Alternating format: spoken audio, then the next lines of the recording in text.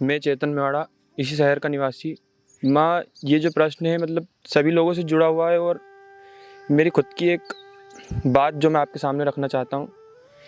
जैसे माँ, जो अतीत में हो चुका है, पहले जो हो चुका है उसका दुख, और माँ जो भविष्य में होने वाला है उसकी चिंता बहुत खाती है माँ।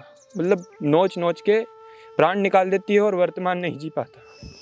वो लगभग ये कई लोगों का प्रश्न है। तो पहली बात जो तुमने कहा कि अतीत में जो हो चुका, यानी हमारा जो भूतकाल हो गया, जो समय जा चुका, और उसी की बातों को लेकर के, उन्हीं चीज़ों को लेकर के हम पूरा अपना वर्तमान खराब कर लेते हैं।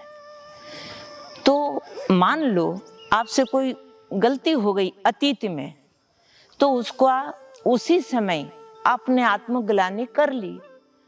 अच्छा, आत्मग्लानि इसलिए होना चाहिए कि हम दोबारा वो गलती न करें, इसके लिए थोड़ी आत्मग्लानि होना चाहिए।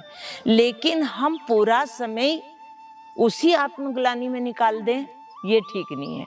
उस चीज से बाहर आ जाओ आप, कोई बात नहीं। यहाँ कहते हैं कि ईश्वर वो है जिससे गलती नहीं होती है, और मनुष्य वो है जिससे गलतियां होती है ना।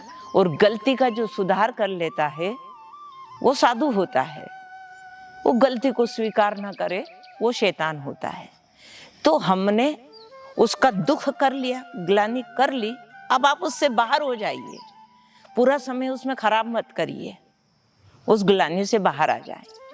अब दूसरी बात आपकी है कि भविष्य की चिंता नोचे जा रही है, खाए जा रही है।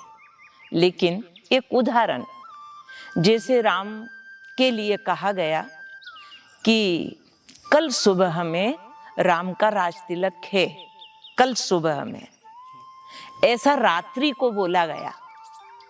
राम को शाम को ये पता चला, तो शाम को पता चला, ये तो वर्तमान में उनको पता चला कि कल राम का राज तिलक है। लेकिन 14 साल का वनवास हो गया। दूसरे दिन की बात है, सुबह की बात है, दूसरे दिन में उनका वनवास हो गया।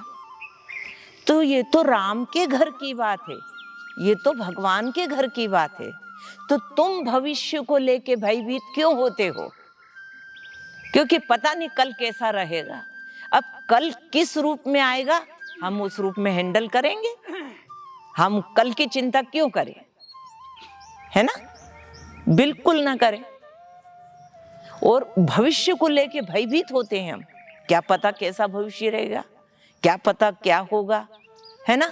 ये सब आप बिल्कुल बात हटा दीजिए, वो थोड़ा सा भगवान पे छोड़ के चलिए।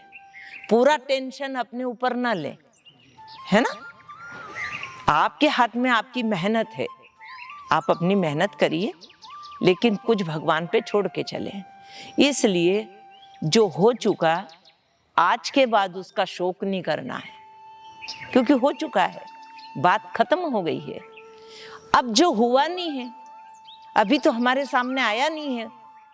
कल जैसे राम को कहा था कि कल राज तिलक है, वो कल 14 वर्ष के बाद आया।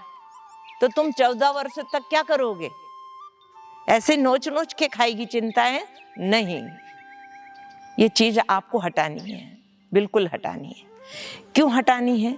जैसे आज का दिन आपका बहुत लकी दिन है, बहुत आनंद का दिन है, लेकिन आपने उस अतीत की चिंता में, वो भूतकाल जो जा चुका, उसकी चिंता में आज का आनंद खो दिया आपने। इसलिए भगवान वर्तमान है, इसलिए हमें भी, जब हमारा भगवान ही वर्तमान में रहता है, तो फिर हम भी वर्तमान में रहें, है ना।